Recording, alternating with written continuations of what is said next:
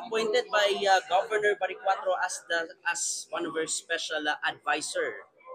Hindi, pagstoryaay na mo ni GovPam, ako gyud siyang gingan nga Gov, di ko kinanglag posisyon. Basta ako mutabang lang po kung siya ako mutabang. Yan, insister man gyud si GovPam nga kinahanglan na aron appeal gyud kuno ko formally sa iyang administrasyon.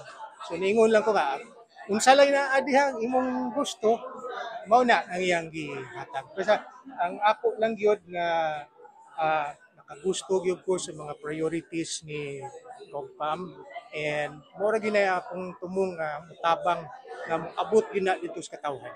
Say priorities na to, sir, no?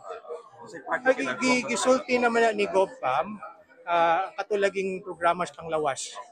Kay sukad pag yun na nakadungog na kuha na way back 2022 nga dugay na yun na nga gipangandoy sa katawhan.